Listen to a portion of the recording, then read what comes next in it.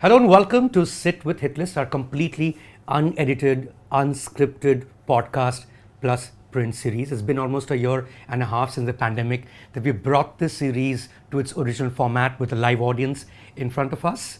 It feels really weird right now, but with me is one of India's finest directors. He's given us, at least over the past 10 years, 15 to 16 hours of pure joy. That's what you brought to our lives. Shoojit Sircar, thank you so much for joining us. Thank you, Mayank. Thank you so much. You know, Shoojit, it's so weird to be doing this in person, and I don't know, like we would have otherwise had this conversation over Zoom. I'm just thinking of what is it that we could do right now which we can't do over Zoom. Like maybe we should do high fives every 2 minutes, because that's something you can't do over Zoom. Over Zoom, yeah. Yeah, because you're wearing a jacket. I also want to do a high five to know whether you still have the tattoo on you, Ram Muhammad Azad Singh. Because I saw like a picture of the crew with everyone. Was that a permanent tattoo? It was just an impromptu sign off that we were finishing the shoot there, right. Especially the Russian schedule, and that particular day. So Vicky had this, Ram Muhammad Singh Azad. So as the character in any case, yeah. Right? So our tattoo artists, I think direction team said, "Ki we should all have this, and click a picture." So I said, "Oh, that's a very good idea." So I think. But it's not permanent, right? It's not there, but I think no, it's permanent in my heart. Right, so I mean, it's there in me, as permanent, absolutely. I mean, that film is also permanent in everyone's heart. I mean, what a fabulous film. And what a year you've had. Like, while the world was reeling under the pandemic, you had 2 full-fledged feature films released at that time, right? Would have kept you completely busy around that time? Yeah, I think I was lucky enough that the films got over. Shooting got over before the pandemic.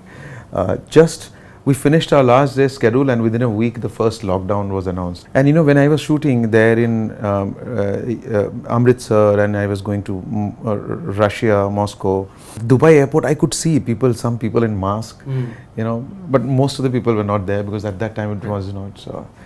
But we knew that something is getting, cooked up in terms of something is happening which is not right. Yeah. When Amritsar schedule was there also, when we're doing the Jallianwala schedule. Right. You know what, I'm even before you go on to the next thing, and that's really the first thing I want to ask you, because this conversation, the viewers must know, is taking place in early November. Most people have just seen Sardar Udham, and the one thing that strikes in everyone's memory, it has to be that extended Jallianwala Bagh sequence. It's crazy, like the way we saw it, the way we experienced it, it moved us in ways that I think no scene in many, many years has. Shoojit, before we talk about anything else, take us through that sequence of death after death after death, and Vicky Kaushal, his character, Sardar Udham, moving the dead bodies, aerial shots. Where did it come from? What's the inspiration? How did you shoot it? I think it all started from my first visit to Jallianwala Bagh. I don't know you've been there or not, but if you go there at Jallianwala Bagh, it's just besides Golden Temple, where the last shot where he takes a dip, if you see. So it's just walking distance from Golden Temple, and if you walk through, you find this alley. That one first opening shot of the Jallianwala. If you see, there's very closed wall, and that camera is going through. That's the vision I had when I went through there, first time, and then I kept visiting Jallianwala, and it's such a place, and if you know a bit of the past, it'll hit you quite hard. It'll numb you out there. Of course, there are people who are having picnic and parties out there, but if you're a little bit sensitive and just imagine what could have happened here. Just to be there, go to the wall. So what moved me there, I went there on the day they were remembering that particular day, or 13th April. So what happens every year, there is some kind of a program out there where people come from all, and they also... It's a commemoration kind of thing. Right. So I went there. I'm talking about 1998. Wow. Yeah, 1998, 99. So I go there and I sit there, and the way the normal government programs happen is happening, and people are coming and talking, and I see few young people are on a wheelchair. They're bringing some really elderly who can't walk, and they are there. They are very whispering. They're talking to them. So one of the family I saw, they took their mother or I think grandmother near the wall, near one of the wall, and I'm seeing it from a distance. They took her to the wall, and somehow they took her out of the wheelchair, and she just wanted to sit by the wall. And these parents, like, young guys who were there, they were just standing, and she was just on the wall leaning like that. And I knew that, of course, there's some connection. That visual itself was so, it's almost the same visual that you see in the film where the pregnant lady goes and, gets her husband there, looks for her husband. So I go and ask them, so they say ki, her brother was there in the Bagh, and she was really, really young at that time, 6 years or 7 years. And she is now, 99 or something. So that kind of a visual I saw. And then what I did was, I didn't go to history books. I went to all the survivor statements. So what you see, the entire Jallianwala in Sardar Udham, every single shot, every single moment is picked up from the survivor statements. So if you just Google, one of the most important statement is by two ladies. One is by Ratan Devi and another lady named Attar Kaur. So you just read their statements. Everything that you saw in the Bagh, step by step, it's mentioned in their statement to Hunter Commission and to the Congress report. So that was absolutely itched in me that now I didn't know how to do that, Right. And then every year I kept going, and so the only reference point I had was Richard Attenborough's So from Gandhi. 1998, you were going every year to Jallianwala. Jallianwala Bagh. Wow. Because it affect not just to make a film. I mean, I didn't know I will be a filmmaker. I didn't know at that time. I mean, I it was just I was doing theatre and we did plays on Bhagat Singh and Jallianwala always. And Jallianwala Bagh is the fulcrum of our independence movement. If you see. It happened in 1919 and Jallianwala gave birth to many unsung revolutionaries which we are not, I mean, we know about Bhagat Singh and now of Sardar Udham, and there are many other. So the Richard Attenborough's Gandhi was the only reference point for me. Yeah. But it's a very small segment in the film. Of course, but the way... But they use that same wall as the police. I think the execution that we remembered, as an Indian, everybody remembered was Gandhi, nothing else. Right. Anything you remember of Jallianwala is Gandhi, is that, Absolutely. that... Right. I have replicated some shots of Gandhi. There are some shots which are exactly like Gandhi. So I thought this is the memory that I have of the film, and I should replicate that because there's no other evidences or pictures or anything. All other pictures which were taken later was recreated, what you see on the internet. Like they took people and some people are pointing to the hall. Those all are recreated later because nobody was allowed in that Bagh for years to go in by the British because of they didn't want any evidence to come out. Right. And so not evoke memories. One of course that, and also they knew that this Bagh incident can flare up anytime, and that Bagh incident never went out of their system also, and our system also, the freedom fighters who were there. That Bagh was the cause of whatever it made 20 years or 25 years after 28 or 29 years they left, but it was that cause of that turning point. Yes, exactly. Right. They couldn't get out of that, but that was a bloodiest massacre I think history has ever seen in anywhere. So creating was I won't say tough, but impossible. It's, I mean, how do you authentically do that? And also a lot of people used to complain on my set, sir, ho gaya? I mean, you have saved one, you have saved two. So I said, no, I will. You were sure about that? I was very sure on the shooting day itself. And I have not left any single shot in my edit room. Everything is used. Right. So all the shots that I have taken is used. The only thing that I improvised was the cart. So when I was doing it, actually we had decided for a wooden charpoy. So they will come, and actually happened. People, in the true story, it is that the true statement. It is there. The charpoy was brought. People were taken in, and people will run with them out. Many people couldn't come to the Bagh because of the curfew and the martial law outside.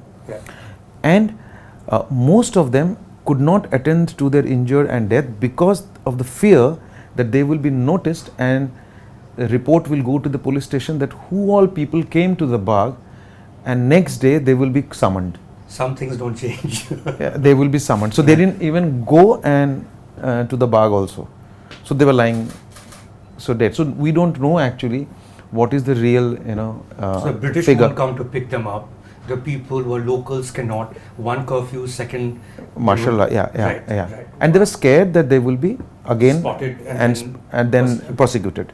Right. Because Rowlatt Act was in there at the time was. But what about the execution in terms of, did you take like a So space for it? we went to of course Jallianwala Bagh you cannot shoot now. Right. It is now a museum. We thought of where we shoot. So that was a huge. I know initially we were thinking of going to Lucknow to shoot this. Then we went to Delhi.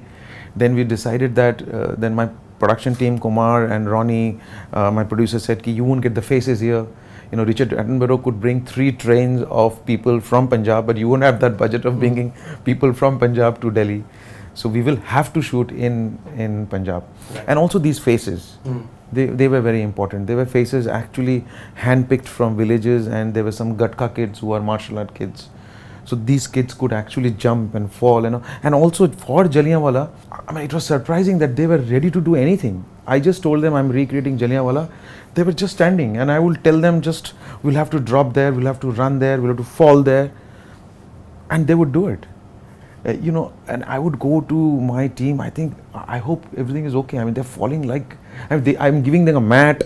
You want to know, they are martial art kids. The Gatka leader will come and says, no, they will actually, what do you want? You want them to fall? They will fall.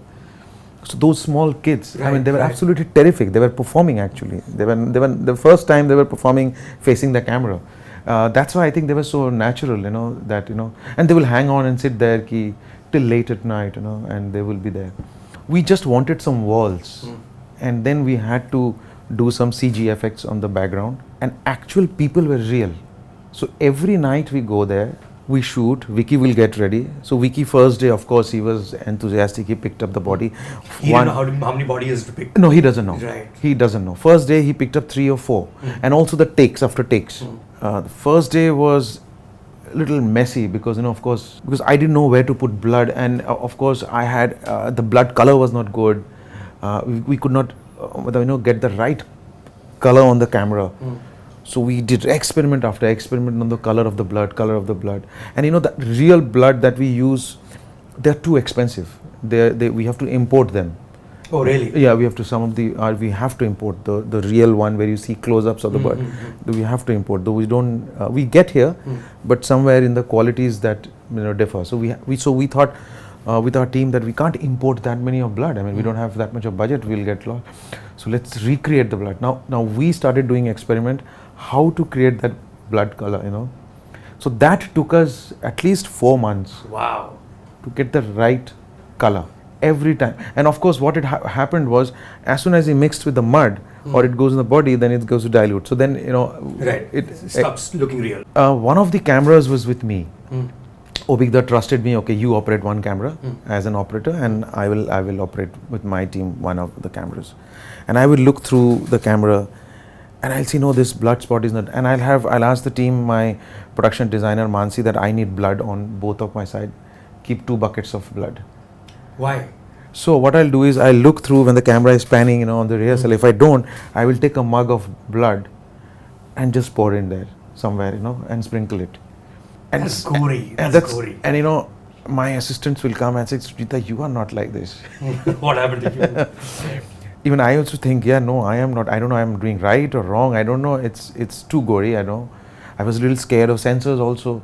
This much of blood, will I be allowed or not? But I thought that this is the only chance I'll get to really show what happened in Jallianwala Bagh. I won't get a second chance. And I should do what I've been living it with. Since 1998. Yes, I think there were days, you're right, I used to contemplate, I'm doing right or I'm not wrong. You always think, enough, 3 body ho gaya, 4 ho gaya, enough. Every night I'll go back, not sleep. You feel something, because you've seen blood and it smells, all that, sweat, people, injury. In that night, in the moonlight, it shines, you go, and some of the cry and pain was so accurate that it bothered us, and you won't believe the entire team was silent after the take. So they were working because first day chaos. And as soon as this started happening, I think it started affecting them also. Because they also went there as a tourist to Jallianwala Bagh, visit. And okay, Shoojit is doing a film and this. But when they start feeling that those things, one after the other, they were also, I think, getting numb, This one particular scene, I was not shooting. I said, fine. You see that small young girl, calling mother, baby, she's doing. So I was not shooting. I told my casting, I think it's too late. And this young girl, I think we'll try some other day. Even if I don't pick it up, it's okay. I have enough shots. So my assistant who was there, Mithil and Vibhuti and Tushar, they came. And even Bhargav, they came, no, please shoot this sequence. And she's ready. She's ready. I said, fine. So I made the girl sit there. I tell Vicky, I didn't give too many instructions to Vicky. I said, Vicky, this is the shot. She used to come and then she's calling baby, and then you see what you can do. And I told Obigda, this is the sequence, I was not shooting, so as they pushed me, then I shot. Right. So I put the camera there and Obigda said, I said, how will I go in the close-ups because I need the other cam. He said, don't do this. Just observe this from a distance. Let's observe this. I said, good idea, Obigda. So we just kept hold. And I left Vicky. Vicky came in and he sat there. And the way this girl was shaking, baby, Vicky actually howled.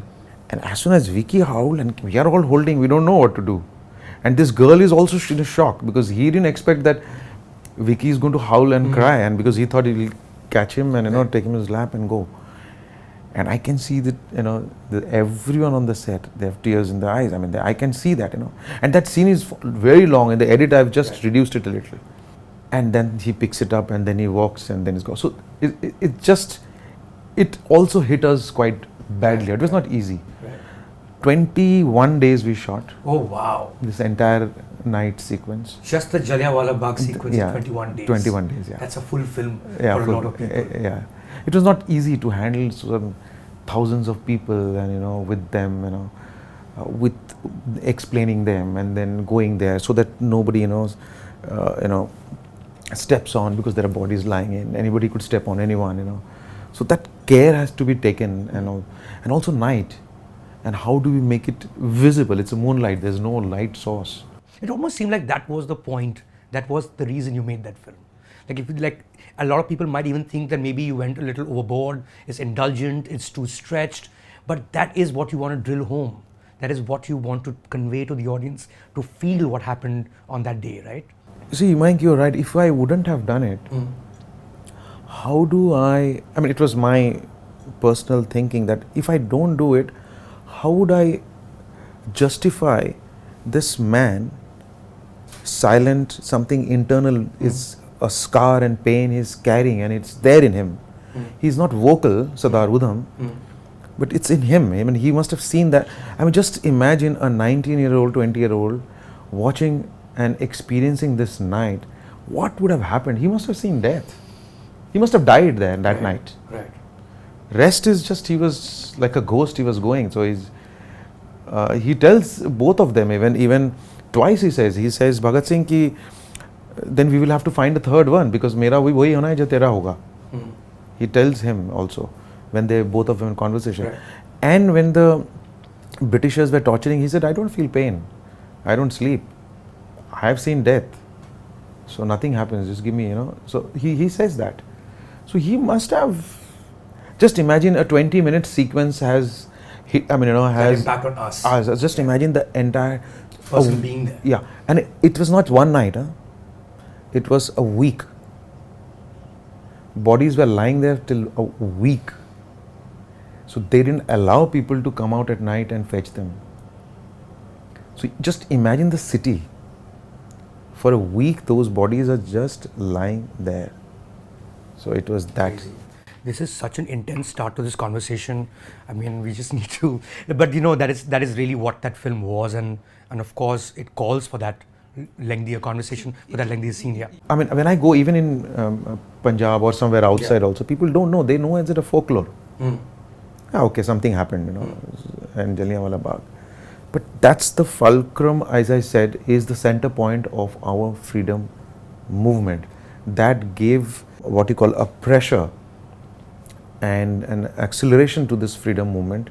After that incident, they can be that barbaric also, you know. I know you mentioned Gandhi as a reference point. Were there other cinematic influences in terms of war films that you saw, or films that you've seen, sort of solve that problem in a certain way? Of course, I mean, this is Spielberg is our, you know, we have all grown up watching him. So even Saving Private Ryan, that was a for the London sequence, Darkest Hour, Crown, Peaky Blinders, all that were our reference point, because we didn't, and of course the archives, the path images, you know, Pathe images. So those were some of the archives. But this film, actually, if you see, no, I mean, of course these are visual references, but this film actually is my dedication. I've spoken earlier also, is an ode to Akira Kurosawa's this one film that he's done, The Hunter. I think very few people have watched that film. One of the rare non-Japanese films, right? Yeah, it's a very rare. It's a Japanese-Russian collaboration. Correct. Happening in Siberia. Yeah. So about this one man and their trust. So there is no direct link as such, but you know. But it's playing on your mind. It's interesting you say that, and you mentioned Kurosawa also, because, and I want to get to how you can manage to do so much living, well, not even living in Bombay, but operating within Bombay. Even something as the sequence we discussed, the length of the sequence, there'll be somebody who'll say, boss, you know, you're overdoing it. You know, audience entertain hone aati hai, itna mat karo. And of course, you released it eventually on an OTT platform. You were also the first Bollywood film to release on OTT platform while pandemic was on, which is Gulabo Sitabo. I think one of the reasons you managed to do it is because you created your own ecosystem in the city. I know we call you mainstream filmmaker, we call you Bollywood filmmaker, but you have your own, you are actually independent filmmaker. Your guys you work with, Ronnie Lahiri, he's a producer, but he's always attached to you. There's Sheel Kumar, a lovely Bihari man, you know, who's spent time in Russia. He was a character himself who's always stuck with you. This is your ecosystem that you've created over years. So would you consider yourself in that sense an independent filmmaker? Why I'm asking you that one is because you mentioned Japan. Why is your company called Rising Sun Films? Yeah, it's one of the reasons, of course. Oh, is that so? Yeah, Ronnie, I think, gave that name. How did you guys meet? So we met in Delhi. So Okay. we know each other since last 20 years. We were doing commercials and advertising work, and then since then, you know, Delhi, he just came in, and then since then we know each other. Right. And all my production team, my costume, Obigda cinematographer. So the entire team is exactly the same since you started. Yes, more That's or less. fascinating. It's more or less. Independent filmmaker. I mean, I don't know how to describe that. You know how to. By independence, I don't mean usually indie means the low budget. I mean independence. Yeah. If you do a film with your own terms, you know. Yeah. Of course, we compromise sometimes, and I have been compromising, and now by film after film, I have reduced that. Right. You know, it's where I started. If I go back and if I have to remake that film, I'll definitely remake it a little differently. Right. But you know, you also evolve. You also mature in life, time after time. I'm not this, like I when I was promoting this film, I was telling a lot of people that please don't. I am not the Vicky donor Shoojit Sircar anymore. I am moved on. It's 10 years. Don't expect me to do that. Right. So don't go to the theater and do that. Even in October also I did the same thing. Right. I was warning people, you know. Right. Sometimes what happens, a wrong audience is a harm to your film. Yeah. A right audience is which is why also. Certain trailers are shit not because they're shit trailers, but they promise something and some other movie comes out when you actually watch it. Yes, I'm very scared of the wrong audience. Right. Because how do we cut the trailer? How much to give, you know, to the audience? Right. What expectations you generate? Yeah. I'll tell you, Gulabo Sitabo, I faced so much of. I mean, I'm openly telling you this, that and people thought I'm doing Amitabh Bachchan and this, so they think it's a Vicky donor and Piku coming together. Yeah. Because I faced so much of flack after that कि film में तो कुछ था ही नहीं मतलब वैसा. तो of course मैंने बनाया ही नहीं वैसे वो मेरे mind में ही नहीं था वो तो you couldn't communicate that before because you know kids don't expect that but how do I do that you know it's so difficult so sometimes wrong audience can really harm your film you know not harm your film but you know wrong expectations and then a lot of people didn't see it I mean okay this film is nothing you know they see it later you know independent filmmaker if you say I mean yeah I mean I would say yes I mean see crafting your own path was important and that's a learning lesson I've learned here in the city itself in the film industry that otherwise nobody will let you be what you are because then otherwise everything will be forced onto you what works and in cinema there is nothing like what works and that's going to sure that this is going to work and I don't understand that this works what works in an art nobody knows you know it's an expression you know it's just you do what you're compelled from inside you feel like and you do that I mean, you know what works because if we look at, say, a film like Vicky Donor, and that made you like this guy that everyone wants to work with so far as studios are concerned. It's a 4.5 crore film that did around 77 crore business that started an entire trend of taboo films. You know, with all of them starring Ayushmann Khurrana thereafter, you know, pick up a taboo subject. I mean, that's what works. And I'm sure, and you said this before, that thereafter, you've been offered a lot of money to make Vicky Donor 2. Yeah. How much money have they offered you? I'm curious to know. No, like, give me a ballpark figure. A lot of money. What is a lot? No, a lot. Okay, I mean, it can be a crore. film budget. Yeah, it can be a film budget also. It can be an entire movie's budget, right? And you would say no. Of course. Because you don't have an idea for 2. No, I don't. I mean, you know, I have put whatever I had in me in Vicky Donor already. So, yeah, and I cannot remake a film also. I mean, you know, I don't know how. I mean, that's a lot of integrity, Shoojit. I don't know. You said everyone calls you Shoojit Da. Is that how everyone refers to you? Shoojit Da? A lot of people call me Shoojit Da. Shoojit Da because Bengal and therefore Da. I know that you said somewhere that you hate being called bro. Like no one should call you bro. Yeah. But in Bengali it's okay if this is Da. Is that what it is? Yeah, I mean that's okay. Bro, I mean no, the bro has got a different context to me. I mean, you know, most of the even if I met a guy and just, you know, he says, okay bro, so I feel like you're being over-friendly? No, I just feel he wants something. so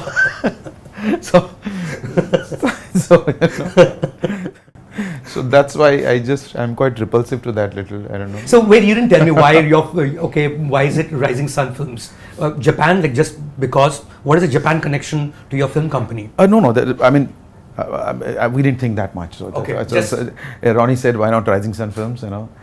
I just told him, check this, is there any other Rising Sun Films? That's it. So I'm okay with anything that I thought it's nice, Rising Sun Films, quite There's positive. no Kurosawa connection there? No. No, so I'm going to come back to you as a person, to you growing up, Shoojit Da. I'm going to call you Da, no bro. Is the bit about, I mean, we see that integrity towards art, towards cinema, while remaining within mainstream. But while growing up, you actually had no connection, or at least art, cinema, literature was not part of your life. Would that be correct to say? Yeah. And that you were essentially a footballer? Like mostly these interests start at an early age, right? How do you explain that? Sometimes in my in a house when we discuss, my daughter and my wife, Juma, we discuss. I sometimes think tell her, I mean, sometimes maybe it's a fluke or maybe I'm lucky, you know, that I sailed through, you know. It's so difficult otherwise when I listen to stories, you know. Right. Sometimes I really thank, you know, I don't know whom to, but you know, that it just happened. I got opportunities possibly, and everything possibly, maybe right buttons were pushed possibly, I don't know. So no, you are absolutely right that, you know, I had nothing to do with cinema or art or singing or music, anything. It's just observing, that's it. A footballer, like as I said, I mean, I'm still a sports person, but that was it. And that one film and one play changed my life. And that one play was Andha Youth by Dharamveer Bharti. That play he wrote in the 60s, I think, or the 55. And I think everyone around the world has performed that play. It's a play which starts on it's about the Gandhari and the Dhritarashtra, and Krishna's story. You know, on the last day when Gandhari is cursing Krishna. So this play I saw in Delhi. I was working in Hotel Meridian as an accounts assistant, doing debit and credit. Normal. After doing BCom honors from Bhagat Singh College, and you know, Mandi House is walking distance. So I walked there, and one of my friend. Were you happy with the job? Was it like, okay, fine, I got a job, great. Meridian is not a bad place to work. I belong to a middle class family, and for us getting a job in whatever form, it's a huge thing, you know. And also getting a hall in a 5-star hotel, first job after college. So anyway, from Meridian, the walking distance it was, if you know NSD, correct. It's just walking distance. So this play was, and Nasir Bhai was doing it with Amrish Puri, Roni Atangade. Wow. Satyadev Dube's production. And somehow I was a fanboy of Nasiruddin Shah at that time. Because I've seen few films like everyone else has. And you know, so I thought, okay, let's go. With no intention, no gonna I walk in and watch that play. It's a 3 o'clock show. Oh, you're bunking show? Yeah, bunking. 3 o'clock show. There are 2 shows, 3 o'clock show and 6 o'clock. And I watched that show. I don't know, something happens to me. I watched the next show also. Oh, wow. No tickets and all, so somehow we put out the security and somehow we sit there on the stairs and watch it. When you say we, you mean you had friends with you? The person who took me, my friend who wrote this film, Shubhendu Bhattacharya. So I know him since then. So he was the one who was in street theatre in Jannat. He pushed me, actually come with me. So I went with him. And then I met, of course, Gajraj and everybody. And I watched that play, and I come back, and I'm walking back to my office around 9 o'clock like a zombie, you know. You know, something happens to you. You don't know what something has happened to me. A few days later, weeks later, I don't remember. In Shri Fort, there's a film festival going on, starting, and there's a film Pother Pachali. And I remember Pother Pachali I've seen with my dad and the school. I've either walked out or I've slept, and I never understood that film. You know, it was like a bouncer. Too boring for you. Yeah, it was So school also took us for the play, and nobody was in this theatre. And I watched that film, Pother Pachali by Satyajit Ray. That's it. Wow. These are the 2 So no debit credit, sab chodo, ye kya hai, accounts? This changed. I mean, completely. I mean, and when I really understood and recognized this Ray's film, it's still so vibrant, that film, to me, and for everyone else, I think film lovers, it changed. My life changed since that, and then there was no. Then I started reading and watching with a different eye. I mean, earlier I will go and watch consider boring or interesting Hindi film. I will do all fight sequence, action films, everything I'll watch. But now the perspective has changed.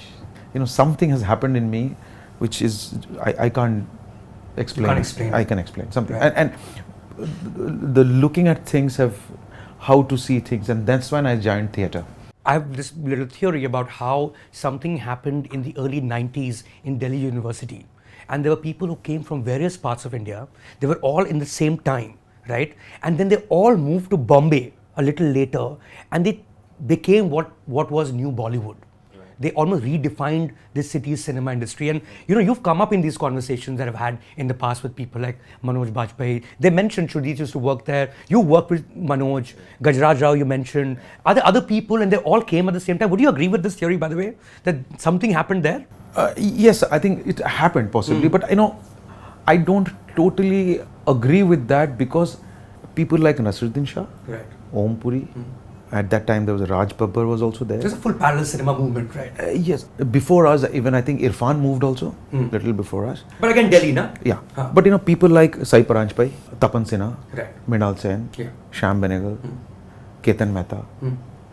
We used to call them these parallel films, art cinema. Correct. Now, who used to watch these art films? Only when you come on TV?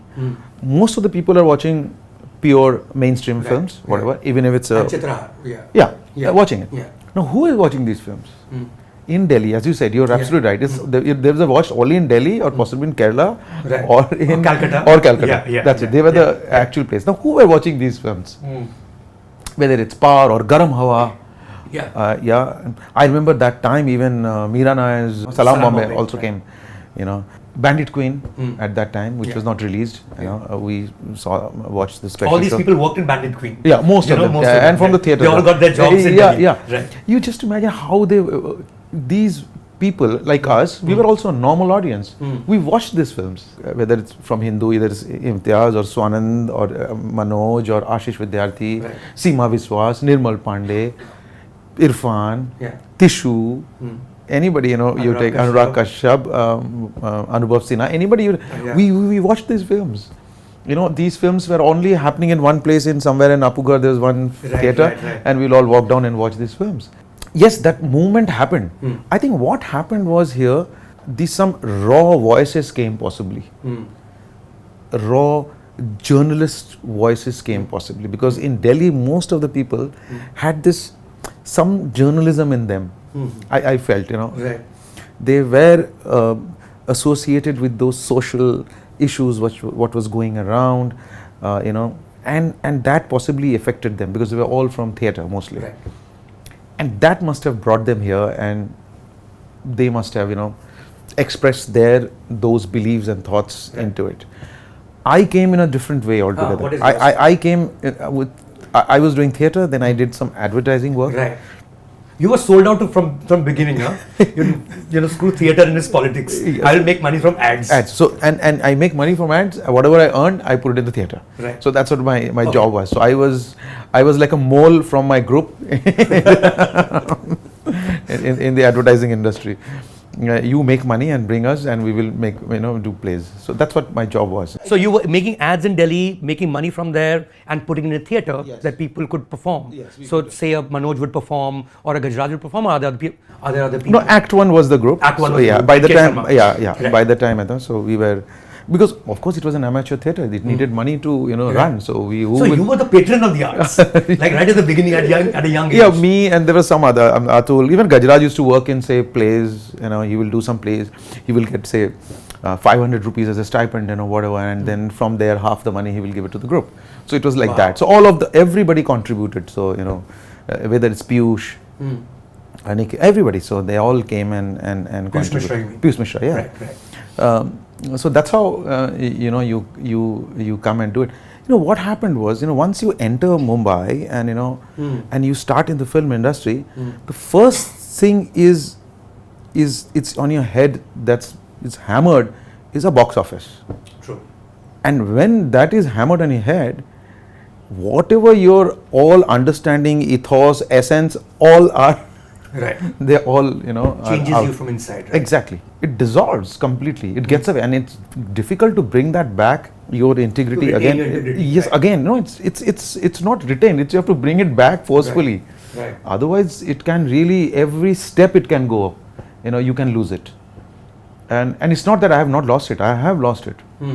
But slowly, these understandings of every step getting hammered by the pressures, whether it's a market pressure or the industry pressure or the insecurity of, or the actors or the writers or distributors, exhibitors. So everything is a pressure. At the end of it, it's not even your film anymore. Yes, it's sometimes, yeah. Like when Piku came in, most of the people thought it was a Bengali film. And I was told it's a Bengali film. It's a Bengali. I said no, it's an Hindi film. So I said fine, it's a Bengali film, but there is a connect. Like first time when I did Vicky Donor also, I didn't think it will work like that, frankly speaking. Nobody could have, right? A movie on sperm donation. Yes, I thought it was really a taboo subject, and it'll go maybe to few think little out of the box youngsters, and they may go and this, and I didn't expect the families will go in.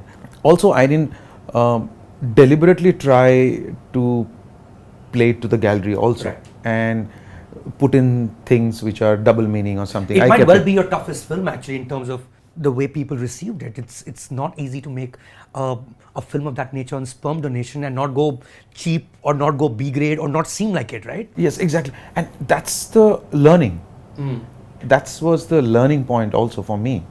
That, you know, because you made something with certain, and you think that's right and that worked. Like first thing was I was scared of censor. Right.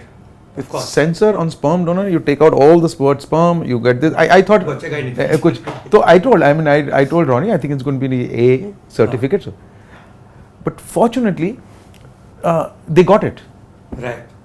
they got it and they said no, we will. It's an UA. I think it's an important subject for infertility and everything. That they saw it from an education point of view and they thought it was important at that time. So I was completely taken aback, and I was just thankful to the entire. So does it help for you to have had a very successful advertising career, to not have to fall into the traps of a lot of people have to do a lot of things because they have rent to pay.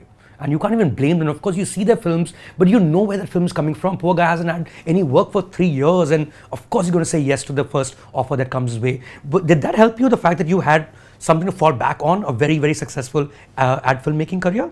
I would rather say that my advertising career has helped me in producing my own films. Right. So when I saw my first film, Yahan was like a bouncing board from this production house to that production house to this studio to that studio. I was just like a ping pong ball. That film was played, and of course it didn't release properly, so it's okay. So that's when I think I realized that I will have to do my films in my own terms, so I will all produce it myself. So that also I did it. Because that you could do in advertising and it seemed to work. I could run my kitchen. Right. Yeah. I didn't have to worry about the daily, everyday struggle. So advertising gave me... You basically had no struggles in that sense. Yes, no. Yours is not that Bombay story that everyone has कि 500 रुपए लेके Bombay आया और किधर रहेगा. No. My lunch time में पहुंच जाता था खाने के लिए किसी दोस्त के घर. No. I didn't. As I said, I was quite fortunate. Yeah. And I had everything in my disposal. Struggle was to be on my own terms. And make your feature film. And make a feature film on my own terms. So. But also, Shoojit, if you look at, there is a certain finesse, certain craft in all your films, regardless of the subject. Do you think some of that actually comes from your training in advertising? Because it looks a certain way. I'll give you an example, and I don't know how many viewers watching this realize that your first film, Yahan, was shot by, and if I'm pronouncing the name right, Jacob Ahire. Jacob Ahire, who is the same person who shot Chernobyl, that fantastic HBO series. Now this gives you like an access to another world when you're working at advertising, because you have those budgets to get international talent and you look at it a certain way. Is that how it works? No, Jacob Ahire's Yahan was his first debut film. Wow, first feature. It's first feature film. But you'd worked with him before? He had done a documentary before that. And he had done one documentary, and I saw the documentary. He came to Delhi to shoot that documentary. Okay, which is this film? It's a documentary about the cultural ethos of somewhere in Rajasthan, and some cultural spots that he was shooting for BBC 4. Okay. And one of my friend, Walson, was the sound person on that documentary. Okay. So he informed me there's one cinematographer who's shooting a documentary. And he's from Polish Film School, and I know about the Polish Film School. Right. That Warsaw school that is supposed to be really good. Yeah. So he came, and his work was really something unusual. I mean, he looked at it differently. Right. I have seen films, all the Kashmir films. Yeah. By that time, and I thought it all looked same. And I have visited Kashmir in the toughest time since 91, 92, 93, 94. So at that time. Right, the peak of militancy. Yeah. Right. So, I've shot there. I've done a documentary. So I've shot there. So I knew how a Habakadal bridge will look like. I knew how Charare Sharif will be, because Charare Sharif was burnt, and there was a lot of thing happened. And I thought I need somebody's a different perspective, a different eye to look at it. Right. Then I got Jacob, and I told him that first thing he told me, it should look like Bosnia. So and instantly it hit me. And at that time, if you remember, and Bosnia Herzegovina, there's a problem was going on. Yeah. So he told me it looks like Bosnia, in winters it is silver. Like Bosnia is also like in winters it's like that, brown and silver. Then he was on board, and he shot that film. Wow. Of course, how and difficult. You could tell, like, at the moment the movie starts, and it's got its own color palette. Oh yes, it's the one thing you remember from Yahan. I think everybody remembers is that it looked like a very like refreshing, moonlight, bluish, beautiful. Yeah, it was stunning. It was, and since then he's been friend. Right. And me and Jacob exchange. And did you congratulate him on Chernobyl? Yes, of course. I mean, he kept on when he was shooting. I'm shooting here, and I'm doing this. So he was. Did you make documentary films? Could have, a lot. Is that an area? A lot. Really? Yeah. So was not aware of that. So after, as I said, my changeover as look. After Pather Panchali hit you and Andha Youth hit you from the other side. Yeah. So it was all documentaries. Oh, really? It was purely documentaries. It was 4 or 5 years of serious documentary, and with serious documentary filmmakers. So I think what you were mentioning, or what you think that possibly that's there in my film, which I don't realize. I think it's come from documentaries to try to catch that realism, which I'm not yet achieved fully, but that's what has helped me in terms of. The other thing that I notice about your works, and this is not from documentary, or maybe you're going from one thing to the other and literally almost alternating. So Yahan is a film on Kashmir politics.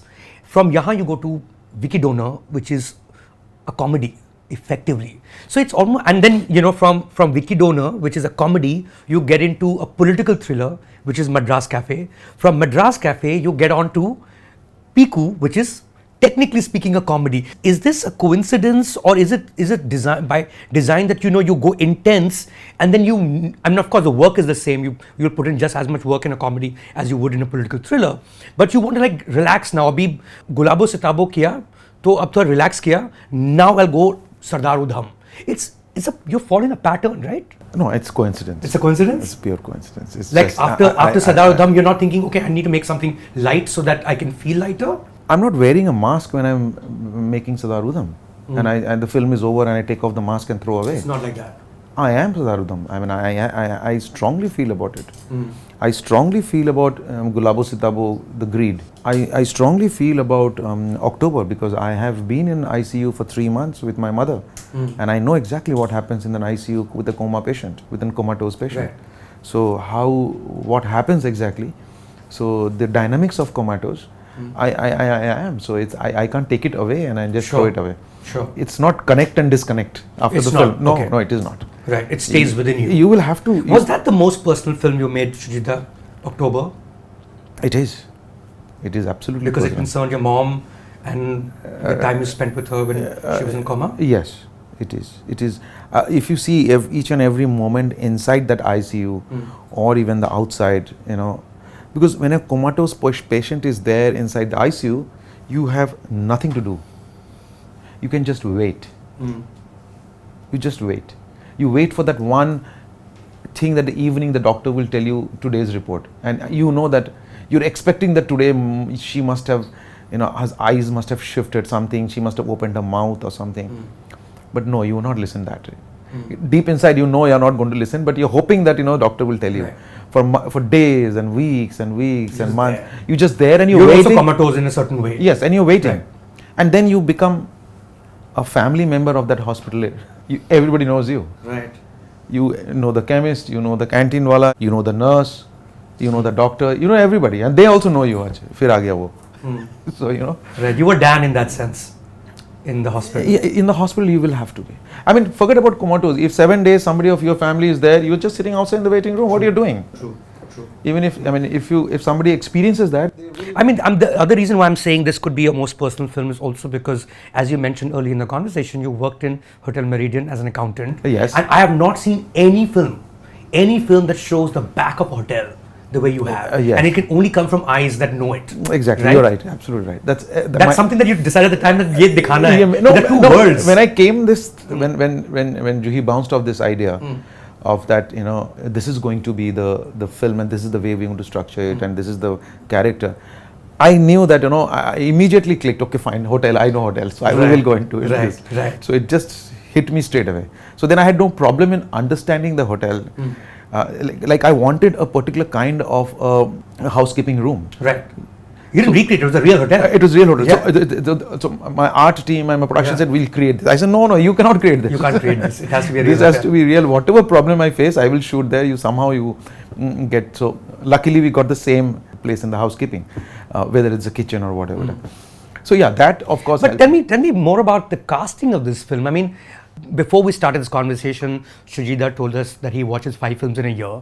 So I'm pretty sure that you hadn't seen any film of Varun Dhawan for sure in those 5 films. But the reason I'm saying that is because, I mean, you know, Dhyan kidhar hai, hero idhar hai. If there are 5 films you have watched, one of them will not be this one, right? No. So clearly, that's not the person you thought of when you were writing the film. Or how did this work? Like, how did this casting work? Because it was the most, for lack of a better word, the anti-casting I can think of. For a part like that, or like a proper David Dhawan ka hero for this part.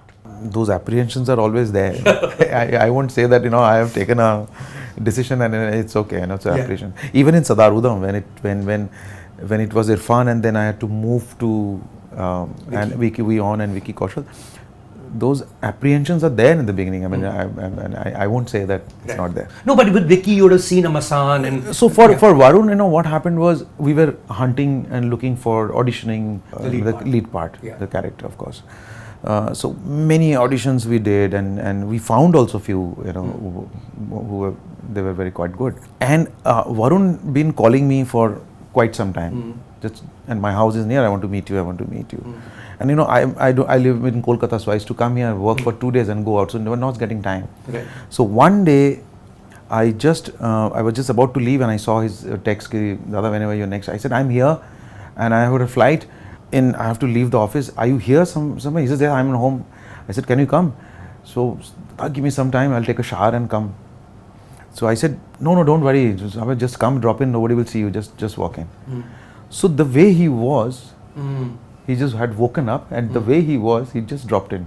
I have that picture with me. So, you know, and he was clumsy. He was holding a bottle, he just fell. No, sorry, Dada, sorry. Do you have the picture? I'd love to see the picture. I'll show you the picture. He said, मैं चाय P लूँगा. मैंने यहाँ कहाँ मिलता है? मैंने coffee पिएगा, चाय पिएगा, क्या जो भी पिएगा. आप क्या पी रहे हो? चाय पी रहा मैं चाय पी लूँगा. Then cup also, he just, you know, somehow clumsy, it went off.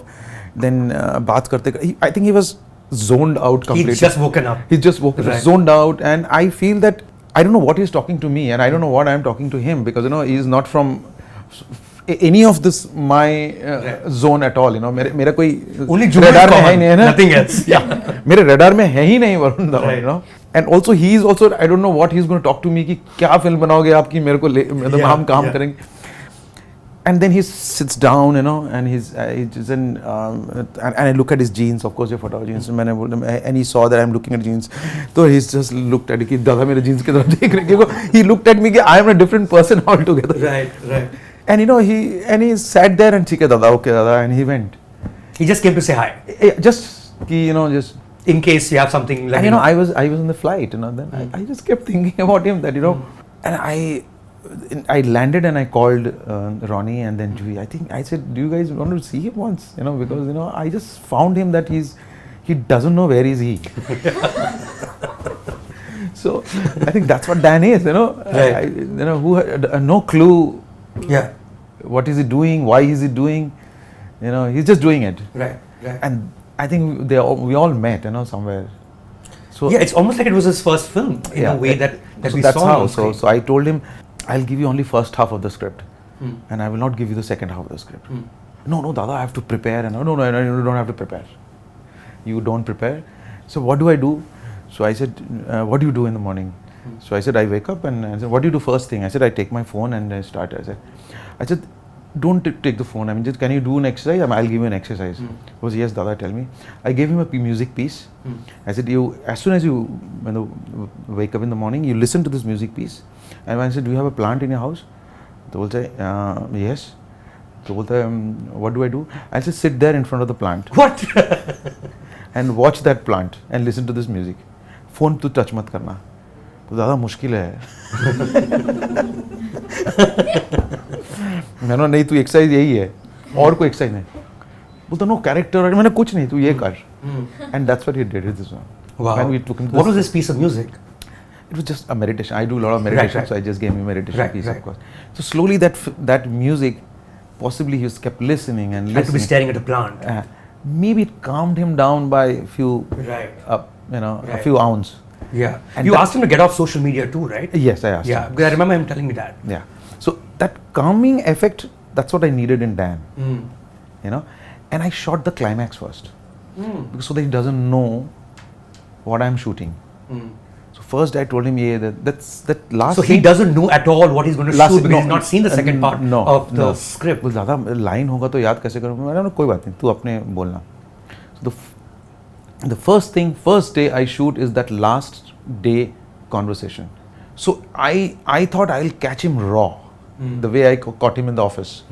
So first day he did it. So दादा क्या मैं, and he was saying I'm not doing anything. So मैं नाचा नहीं रहा, क्या कर रहा है? No, मतलब he said I should do something. So first take, it was a rehearsal take, and I had told my cameras, you will roll this. You sometimes you have to mold the character to get it to what it is. So I roll the take. Sir, दादा take करेंगे? बोला हाँ करेंगे अभी. Rehearse करते हैं. हाँ एक और rehearse करते हैं. तो I kept on picking up those, and then he did the take, one take, ऐसे हो गया. He came to me, and then he didn't get any much response from me. Then he went to Tushar, then he went to the others. यार कैसे हो गया? दादा को बोले यार मैं तो किया ही नहीं, मैंने कुछ किया ही नहीं अभी, तो मैंने सोचा था करूँगा ये. He said okay, he's moved on. And it was a very important scene. That last conversation you see, it's a rehearsal scene. Wow. That I picked up. Wow. So that's how, and I think slowly from that day he was shocked. Initially he was thinking, पता नहीं set हो गया, फिर आ गया. Then I think it got a shock of his life that this is not an easy set going to be. Right. So he was asked me, what should I do? I said, hang around. No, lines, prepare. You hang around. You hang around with us, so he'll hang around. With camera, with people, team, this. I said, now let's do this. So ये कब आएगा? I said, ये यहाँ से इसके बाद वहाँ आएगा. So he has only written the He's first. just as clueless as Dan in real life at that time. Exactly. Right. And then slowly he got the grab of it. Slowly. Right. So that's why you see those particular hospital scenes, or even the hospital first scene with Varun. I told him, you're not going to see Banita.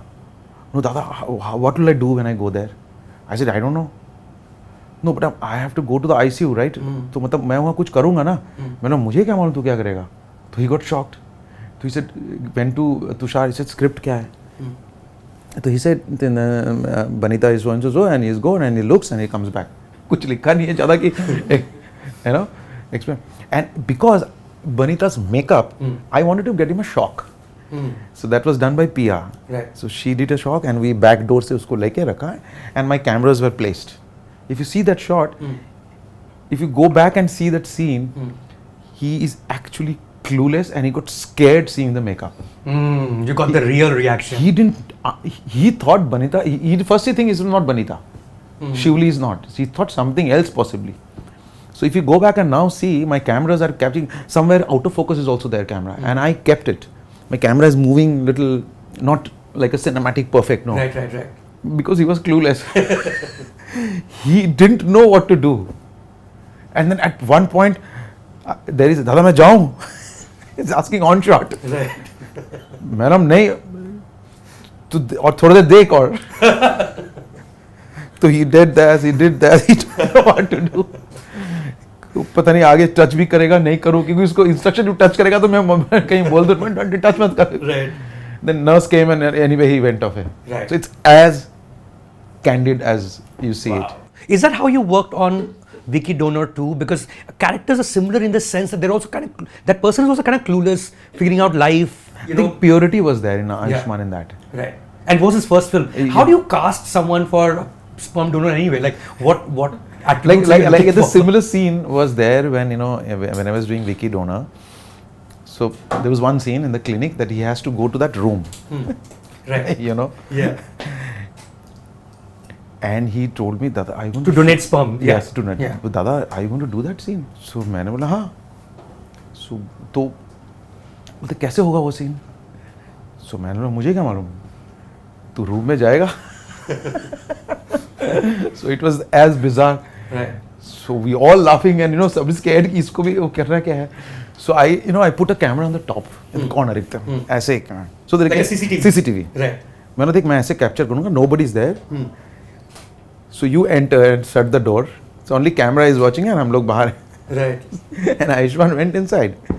And actually he didn't know what to do. So he sat there, Which would be the case in reality exactly. too, yeah. So no, I didn't instruct. Whatever he did it himself. Right. He went to the wall, he looked at the camera, he did. I said, I will keep it open. Once you're done, you come out. So that's when he comes out and he says, "ऐसे थोड़े होता है." And that's when Chadda gives him books and all and porn and so all. when he says "ऐसा थोड़ी होता है," is he talking to the crew or is it actually a scene that he's improvised? No, when he got out, he knew, what is this, Dada? And we are all laughing there, outside some sing sound hai, lekin tabhi we are all somehow controlling our laugh. Right. But you unleashed a full genre called Ayushmann Khurrana from that film, right? Like, I want to know how you met him, how did you choose to cast him? That was his first film. He was a VJ before that.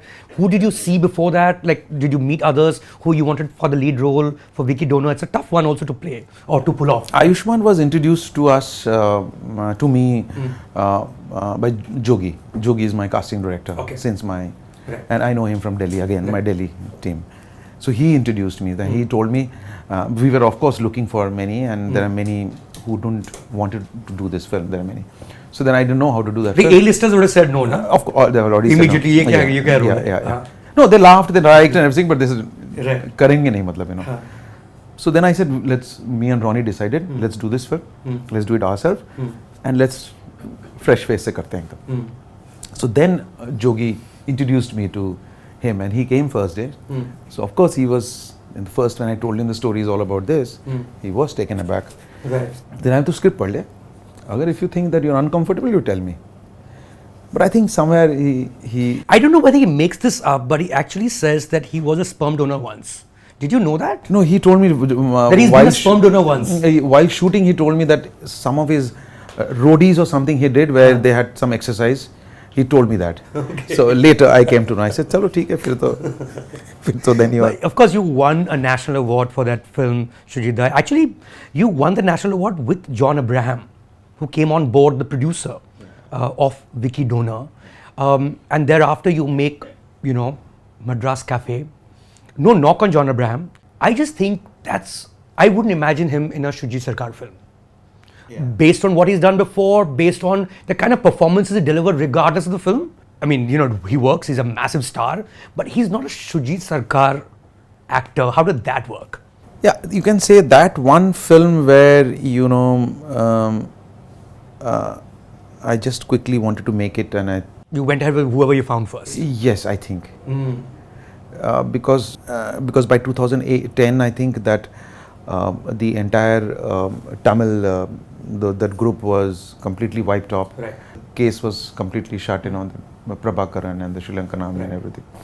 So I thought I'll just go ahead and make this because it was there for quite some time. So I think that's one film where I didn't wait too long, and I think I just said, okay, let's go ahead and make it. You've also said in the past that that's one film where you've possibly made the most compromises that you're not very happy about. Yes. Although it's a fantastic film, I think clearly, not that there are too many to compare it with to begin with. It's the toughest genre. Nobody pulls off a political thriller, but it's the most researched political thriller that we've seen in the mainstream space. Yes, I think in terms of research, script, everything was quite good. I think in my craft and making of the film, I would make it completely differently now, and with an absolutely fresh mind, But I think that one film I would have really want to go back and remake because I was not satisfied.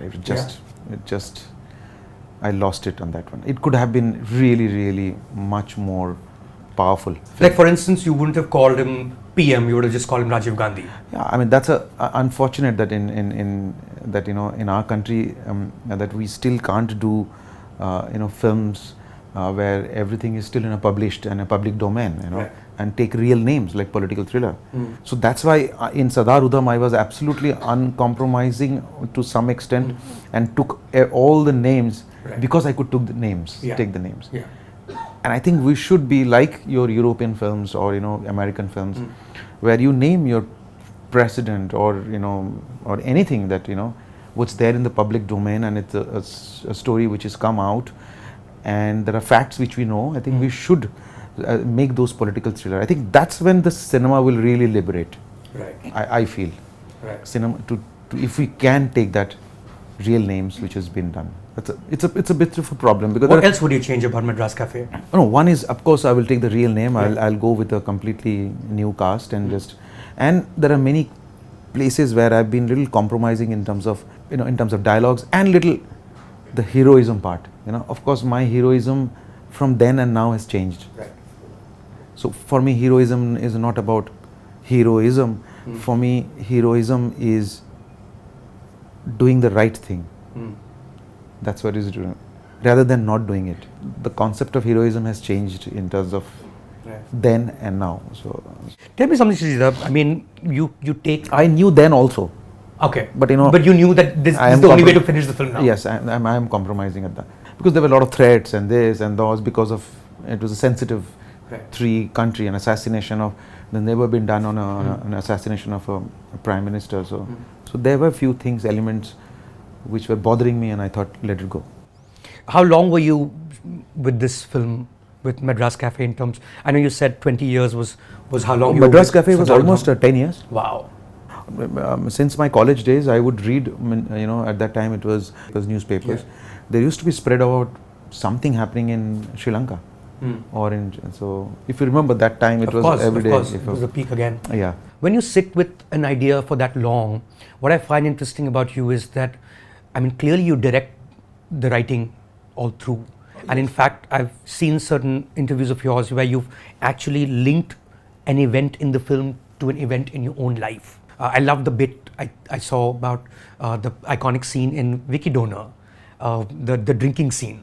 The two old ladies drinking, and that's actually your mother, and you used to like just give her some daru, you know, you'll feel better. When you're that involved, I find it strange almost that you don't take writing credit for your film, that you just give it to another person, because of course you are fully part of the writing process. You just take the director's credit. Is that something you thought of in a way that's how it should be? It's a collaborative work, you know. So you can come up with ideas and things, but you know, I'm not a writer. So either Juhi has written, or Ritesh, or Shubhendu. I've not worked with many writers also. Yeah, exactly. So you have had the same team. Yeah, same team. So I think if I handle like in Sardar, Udham, Obigda, in Gulabo also, in October also. In Madras Cafe also. So my DOP will give me one of the cameras to operate and trust me with that. Right. So it's not that. I mean, you do all kinds of it. So it's a collaborative. So I think a writer should get the writer's credit and nothing else. You know, I mean, I'm not. I mean, I will give ideas and all. That doesn't mean that I become a writer. Right. I mean, but you direct every aspect of the film in any case. You are the director. When you're collaborating, as I said about Sardar Udham, that there are many scenes which was monitored by my assistant director team, my Ronnie, my EP, my camera. They were monitoring me. They were telling me to do, you know, you do this or do that or do that, and you listen to that. So you know, it's not that you don't listen. Sometimes a shot will get stopped. Assistant to DA will come and say, the blood is, because now they have the blood is not right, so. We should take it again. I said, yeah, you're right, go back and do that blood also. It's a collaborative thing, so I think where you all have to, unless I write it myself with a pen and paper. Just that aspect. Otherwise you are writing it. It's just that you're not the one typing it. Yeah, but see, you do brainstorming, and you know, and some brainstorming, then how the writer pitches it and how the writer puts it across as a screenplay on the screen. I think it's a writer's credit. I mean, you've spoken about it in the past, Shoojit, that you and your writer, in this case, Juhi, because you've worked with her the most as a writing, directing team, you guys have the worst fights on the set. It just becomes ugly sometimes, you know. Can you remember any particular scene where both of you have fought because she imagined a certain way and you imagined another way? In Piku, I think possibly one of the restaurant scene was there where Deepika is sitting with one of the possible boy that she is going to meet. That particular scene, the particular reactions where I just took it and I canned it, but on the edit table I think we had a lot of, and I think then I let her only edit that scene. I said, you edit that scene then, you know, because finally our debate, you know, we're going to fight it over. So you edit the way you have imagined. So she edited it, that scene, and I kept it that way. So I said, okay. I had a lot of fight with my friend Shubhendu, who was at Madras Cafe. Yahan also he was there, and Sardar. So me and him has the most number of fights. Shubhendu, because we're childhood friends, so since class 6. So our understanding of Sachin, Emma, he will fight with me. He will fight, matlab he will fight with me. Matlab he literally, you know. Like yeah, I mean, if case, I mean, he will hit me also like that, you know. So he'll get so frustrated, ki, why are you doing that? You know, why are you not doing this? Right. So, because in most all my films, he's been some part. Okay. Either as a designer or, you know, some art team or a production designer. Somehow he's always there, Shubhendu. Right. So we had most number of fights in terms of. I mean, in one of the things that has But happened. the writing is the main area where I actually make the film. Right. And for me, the making of it, shooting of it, is the most boring. It's like I have to reenact everything what I've done in the script, because in the script I do the exact thing what I do in shooting. I reimagine, I go back, writing, go and forth, discussion with the writers, come back, no, this scene is, so I have done and directed the scene. It's already done in your head. Ab karna padega real life mein. Now I have to do it, you know. Yeah. And that's why my takes are also quite, you know, quite minimalistic. I go in that, you know, maximum 2 takes, 3 takes. Very rarely that I've gotten, too many. Because you rehearse with them before? Is that also something that you do? I'm sometimes whatever I have told them or I start taking, I think most of the time the first one which I get is pretty much organic, and I love those organic ones. Only I've gone with number of takes is with Irfan, because Irfan is the one who matures with every take. He's like, every take is like he's mature. And he wants it. He wanted it as well. Yes, he wants it. You know, you can give it to him any amount of takes, and every take will be different. So only with him I have gone with little, because he will enjoy, and every take is like a it's like a gem each one. Yeah, I mean, now you have a choice. You know what you want to keep. So that have you kept those takes, Shoojit? Have you kept his takes, the ones that are not on screen? Now they're going to miss him forever. Yeah, we have. Have you kept some raw footage of his? Of course, it is. He is absolutely. He was not an actor. He was something else. He was a philosopher, I think. Right. I think I call him a philosopher. So the way he will come on the set, he will understand the whole thing. He will do the same thing every day, every moment, whenever. Otherwise, also but you know, once you see on the camera, it's something, you know, that's that. So I call him a spiritual philosopher. So I mean, coming back to the writing part, Shoojit, there is one thing that's happened a couple of times in with your films is a movie is coming out and somebody or the other will just say, "Arey, ye mera chori kiya hai." Right? That happened with October. I think a Marathi filmmaker made this allegation. That happened thereafter with Gulabo Sitabo. Somebody said after watching the trailer, what do you make of this particular phenomenon, as it were? Like, how have you dealt with it, and what is the reason behind it? How do you treat this whole copyright infringement issue? It's distressing. Right. It's distressing, for sure. It's distressing because, you know, when it happened in October, we were shaken up. I was completely shaken up. And we thought we were creating something absolutely fresh and new, and everything has come up from my deepest experience also, and even Jui's also. Right. Same with Gulabo Sitabo. I said, how come that can happen? You know? Landlord and a tenant, I mean, that could be any amount of stories. I mean, this is no way. And you see, after the film, there's nothing.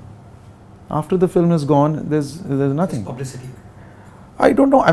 We have an association and writers association where you can go, and most of the time the writers association, the entire panel has seen the films, the jury of there, and they have given a clean chit to us, and I think and what else you can do. So it is distressing sometimes. I mean, I was asking Ronnie, I hope Ronnie in Sardar Udham nothing comes up, you know. So be ready. So then Ronnie told me, you are used to it now, it's okay. so it will come, so it's okay, you be ready for it. So it is distressing sometimes. I think the most distressing part in your otherwise... You know, we could not enjoy the release of October and enjoy it. Normally what I do is I go to the theatre and watch the film. Right. But I couldn't do it because, you know, it was something like washed away, you know. I mean, we have done, I mean, in an allegation like that, and so it sometimes is very, very distressing. Right. Would Shoobite be the most distressing part of your career, which has otherwise been so illustrious, in the sense that that's a film that you made, you had Amitabh Bachchan as the lead, that was the first film, if I'm not mistaken, that you worked with him on, at least in terms of a feature film, and it did not get released. Okay, I'm just trying to remember what the story was from when I read it, was that Percept and you and Amitabh Bachchan were supposed to work on that film. I think there was some money issue between Percept and Amitabh Bachchan. So then Percept, with the same script, wanted to get Anil Kapoor, but Amitabh Bachchan still wanted to work on that film with you, of course, and so they got UTV, and then eventually you made the film, but these guys put a stay order on the release. Is that what happened, Shoojit? Is that, and that movie is made, but nobody's seen it. I can tell you where we are now. Yeah. I think.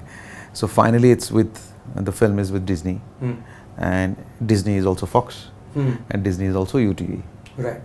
So now it's with them if they want now, and they can actually release the film. So they're still talking and they're still figuring it out.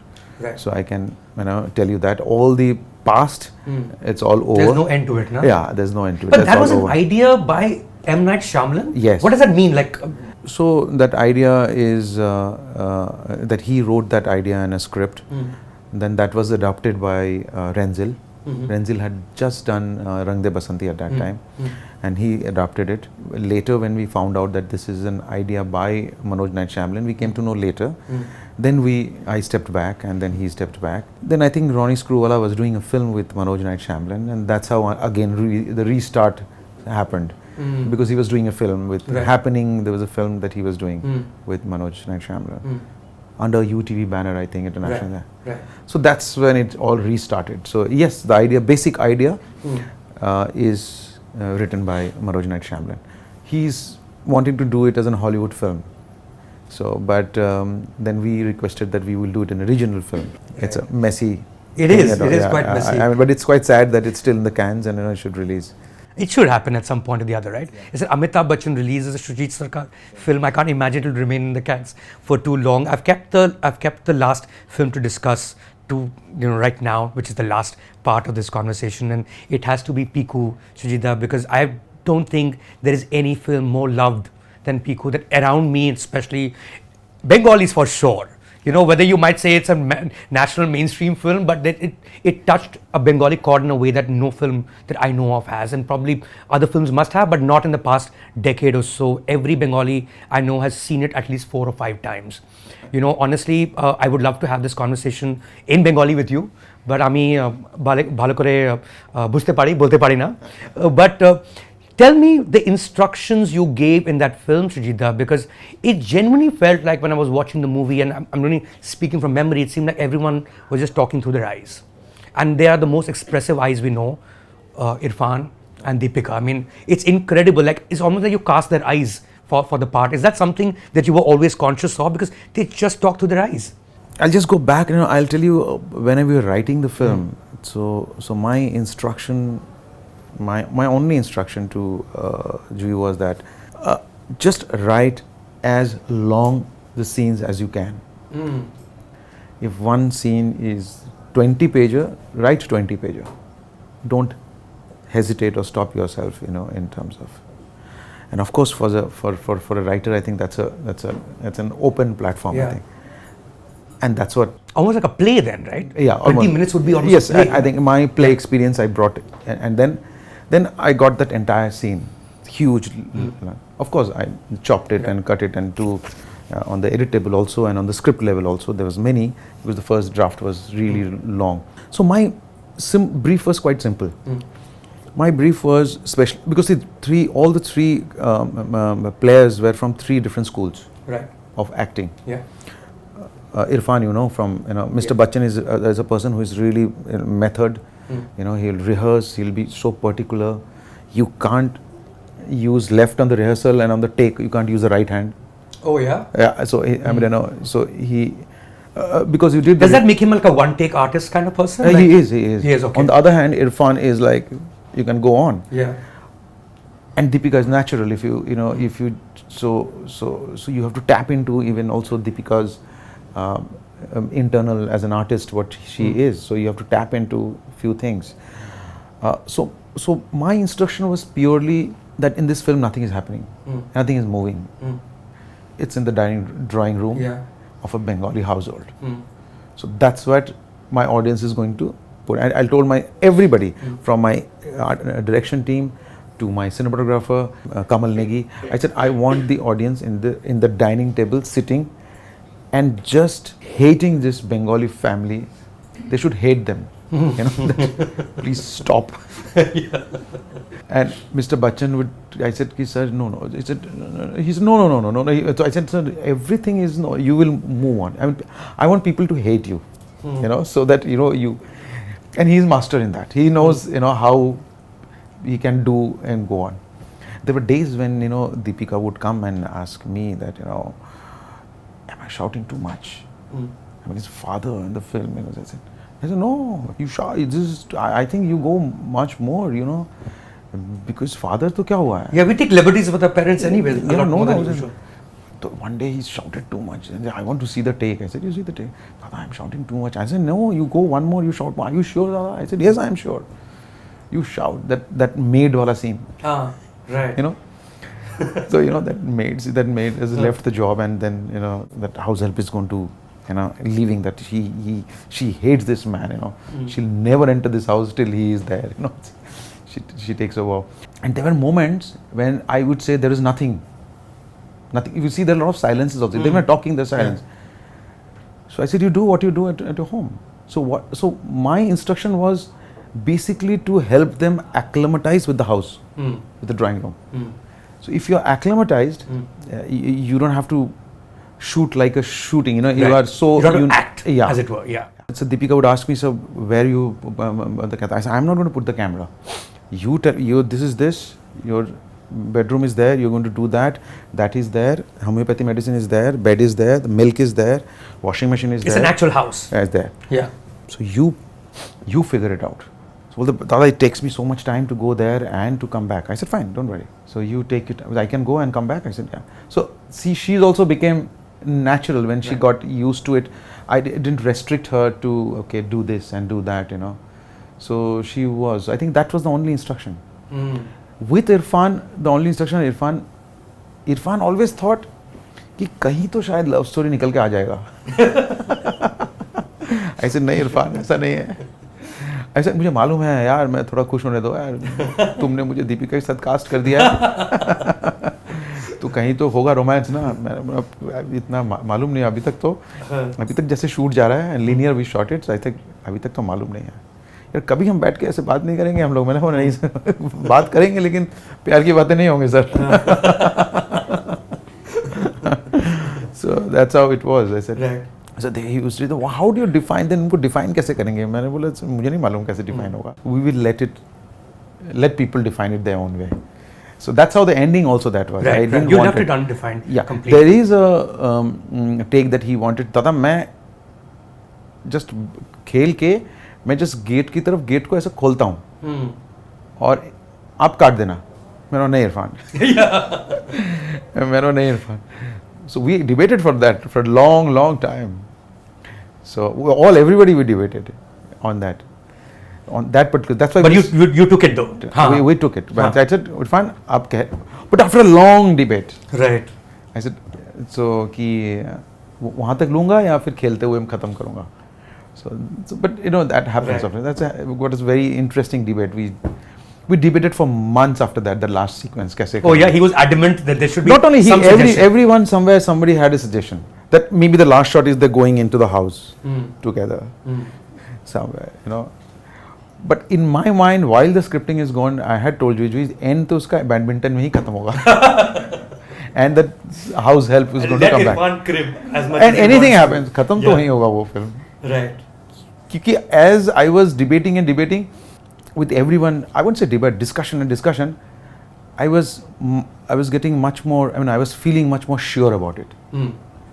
Sometimes happens when you start, then you become much more, not just adamant that it's a good, but that I am going to thought it, I was much sure about it. I think that's the right thing. Right. So that's how. I know. I mentioned October as possibly your most personal film, but in terms of milieu, in terms of the world, I think Piku is also yeah, because we have seen that. That's a Bengali home, and you live in Calcutta. Yeah. It's a call that you took to live in Calcutta and work in Bombay. I don't know any filmmaker who's been as prolific in Bollywood as it were, has chosen to live in another city. What's the reason behind this? No, it's absolutely a decision taken with full conscience especially for when you have children, you know, and then you wanted them to grow up in I always missed Kolkata because my father was in Air Force, and we had always so you lived in various Air Force stations. Air Force, right. So actually understanding and you know, living there as a Bengali was, I always, you know, craved for. So I thought, let my daughters actually be there, and you know, and so that's where the conscious. And then I thought I'll go there for a year or two and then come back possibly. But then I didn't come back, so I'm still there. So that's it. You know, I would imagine, and of course, you know, Bombay is the hub of Bollywood, as it were. And you know, when you walk around in say Bandra or Andheri, and you'll see directors, you'll see actors walking, because that's where they live. You would be the most famous person in Calcutta right now. You are more likely to be mobbed far more in Calcutta. Does that happen far more in No, City of Joy, as it were? I am quite elusive in that Yeah? sense. So I just go to my football ground and play and come back. Yeah, no, I mean It's really not. It's not something that bothers you. Yeah, I mean directors. They'll take a selfie. Directors are yet not that, you know. But I think Calcutta might be an exception. It is. I mean, Yeah. there is a lot of respect for Filmmakers. filmmakers. There's. But tell me something, you know, Shoojit, like I know you've spoken about your love for Ray, and every Bengali's love for Ray, and every Indian's love for Ray for that matter, but every Bengali's love for Robbie Thakur. You know, I was once in a National Award jury where we watched about say 30 Bengali movies. Every Bengali movie had a reference to either Ray or Robbie Thakur. You know, it's almost like they're stuck there. Why is the Bengal film industry not at the same level as say Malayalam film industry is? And I mean it in an artistic sense. It seems very almost like trying to find his feet. Do you feel that about films that come from Bengal now? No, you strongly feel that because you have not seen anything. I mean, fortunately last year because of the COVID, I'm thankful that you know one way Malayalam cinema, everybody, it reached every household. Yeah. Nobody knew Malayalam cinema, but everybody was so hungry about you know watching some new ideas and films. You see how regional cinema has picked up, and absolutely you are right. Ki sometimes that we haven't seen anything strongly coming up which can really go universally all across from Bengal. I think last was Ritu Porno. Rituda was the last one who possibly gave something which crossed you know boundaries. Yeah, maybe Aparna Sen, but not as active anymore. Not that many films, right? I mean those the golden period of Mrinal Sen and Tapan Sinha. Yeah, that's like another generation. Yeah, I think that, and Rituda picked it up. Yeah, I think he picked up the you know, and he was a brilliant writer. Yeah, but I think after that, even we feel. I mean, I also talk to a lot of people, and we should do. There are, I think, but I think we will have to take some bold and fearless steps. Right. It's seeming too mainstream, very wannabe. I rather feel that the youngsters, like for example, the Assamese the filmmaker Reema Das. Yes. I think I must speak about her because I think in recent times I haven't seen, I mean, as brave filmmaker. You know, I have seen, of course, but you know, Reema Das is exception. Village rock stars. Village rock stars. Right. I think I make a film like Village Rock Stars. To me is like a modern day Pather Pachali. I will consider it that sense. Right. So or a Bicycle Thief, or 400 Blows. You know, anything you tell me, or an Iranian film, you know, Colors of Paradise. No less. Village Rock Stars. I mean, as raw, as brutal that film could be. So you just imagine. I mean, you know, it's her also personal life, possibly somewhere where she must have experienced it. Yeah. So just imagine that film going around the world, and also during the COVID time, so many people just watched it. You know, could access this. Yeah. Yes, Bengali cinema needs to have a little bit more fearless. They need a new Ray to emerge, who's like a artist, only pure artist to start with, and then a storyteller. Is that? I think to be fearless. To be fearless. Yeah, not getting in the block. I think filmmaking it's all about fearlessness. Right. Filmmaking because any art form is all about fearlessness. So Which you have, huh, Shoojit, like you're fearless enough, and this is my last question to you, and I've warned you before this conversation because that's something that we are going to take. You're fearless enough to walk up to an Amitabh Bachchan who has too many issues with the script of Piku, and you enact the entire part for him, and then he gets it. You literally taught Amitabh Bachchan how to act, you know, which is incredible. And everything I've heard about you is that you're actually a phenomenal actor on set. You actually enact the scene for the actor who just essentially copies you. Now you know exactly what's coming up. You will have to enact something for us from any of your films that you've already done for an actor that you're just doing for us. It's only between us. Oh no, I don't remember any dialogues. Yeah, don't yeah. I don't know. I only remember that Doyer's that scene where he says, "Na, fear is deterrent, and fear works." Is it? You know, it was in Sardar Udham that you know that. So he would ask me because he was a British actor. He was a very good theatre actor also. His name is Sean Scott.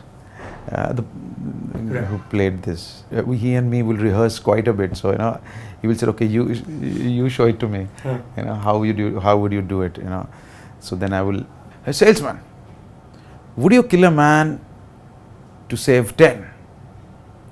So he'd say, or 100, 1,000. I'd say, he'll say something, nonsense. Hospitals were open. And when the firing stopped, it was natural for everyone to go to the hospital and go back home and fetch the dead and attend to the injured.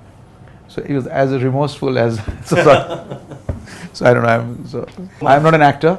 I just because of my theatre, you know, I know my script very well, so that's how it is. Well, I hope to see you on the screen. You know, you have quite a reputation for telling actors exactly what they should do. We should watch you on screen as well.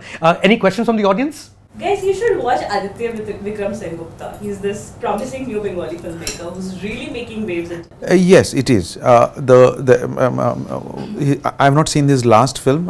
He sent me the earlier film. We were supposed to collaborate on this film also, but we were discussing also. What has happened is that in earlier times, I know between the filmmakers, there has to be collaboration in terms of discussions. There has to be forums or a press club or where they will sit and bounce. No one was scared that my idea will be taken by some other. One filmmaker will jump into the other filmmakers and tell him, you do this, you do this, you do this, you do that. Yeah. So I think that culture is now ecosystem. That ecosystem of that adda, like that coffee house, or like in Kolkata, there's one place. Of course, at that time the filmmakers were not that great paid. You know, they will survive on that cha and shingara. They will live. So I think that culture. I think Renaissance means that everybody is discussing the same page, and there is a revolution taking place in terms of. I think that's not happening. Everyone is in a mad rush. I'm not talking about Bengal. I'm talking about everywhere. Everyone is in a mad rush to just somehow finish it, somehow mount the production. Right. For example, I just want to give you a small example. Last year, when I saw this Nomadland from Oscar, so I saw the film and I was deeply impacted by that film. I was just thinking, why would a jury take a film like this, and where there is nothing happened, and possibly there's a time. It's the time that they are going through. Right. Maybe the jury must have realized that this is possibly is reflecting the time. Yes, because you don't need anything. Minimalism is the maybe that mystic quality that they saw in the film, which was there in Ray or in the earlier films that I say, because I think film should have that mystic quality, which you cannot express in words. And the ecosystem that you're talking about, say at the same time of Ray was Mrinal Sen, was also Ghatak. These are all at the same time, so they were like feeding off each other at some level. I heard there were clashes, but the clashes was for art. Yeah. Clash was not about not about commerce. It was about art. I mean, who could go as deep as and as fearless as and they would write it. Like Ray would call Mrinal Sen humorless. I think that's healthy. That makes them take the plunge onto the next one where Khandar would do that, you know. Right. Like Tapan Sinha's Ek Doctor Ki Maut. I think it's so contemporary. We should, I mean, a film like that is so, or Raise Devi, you know. So I think even Garam Hawa is so contemporary. Yeah. I mean, where are we are? Today you put Garam Hawa, you will feel, you know, it's so. Yeah, so it's a 60s sensitive film. Yeah, it's Right. so sensitive. Chita, of course, you know, when you were making Sardar Udham, were you thinking of how it fits into today's... The discussion of equality, what Bhagat Singh says and believed, where is that? That equality is not there. Even we are not keeping that equality. He talks about the equality or the freedom, like his speech. I think that's what, it's like summary of Sardar Udham is that speech that he stands in the park and gives, you know. That's Hyde Park, right? That Hyde Park. Yeah. That it's called a free speech park or something. It's there, where he just is drunk and he just speaks out. And if you see every word what he spoke on that what you call as free speech, and what Bhagat Singh wrote, you can write books and books of thesis on that, you know, on equality or casteism or, you know, humanism, biased, and everything you can write. Oppression. Yeah, everything Yeah, is oppression, you know. आप इंसान को मार सकते हो उसके विचारों को नहीं. I mean, कितनी बड़ी बात बोल दिया उसने. You saw this year, now in 2021, Black Life Matters. And for us, 100 years back, brown life mattered, you know. If you really want that perfect society to build in, I think they were far ahead of their times. I think Bhagat Singh was far ahead of his time. कोई समझा ही नहीं उसको तब actually मुझे लगता है. You did mention you shared a music with Varun, right? Even Vicky said you shared some lyrics and music with him as well. Do you think music kind of helps you set the tone right? I mean, has that been a conscious effort? Especially in these two films. So I just wanted these two films were quite internal for the actors. Even October, there is not. It's very silent film if you see. And this also, if first 1.5 hours, Sardar Udham does not speak much. It's more, he's reacting, internal, looking, he doesn't know what to do, he's clueless, he's trying, his effort, but you can feel that he's a little clueless, what he exactly want to do. Secondly, I wanted to be little bit more cerebral for him because I didn't want to project this film as just a revenge story. I didn't want it revolutionaries that they are revengeful, no. They're just putting up a point to protest. He says that. It has to be, an issue, a point that a revolutionary is not about gun trotting, you know, a criminal or a killing machine nahi hai wo. So revolutionary is an ideology, it's a thought to come in, I think.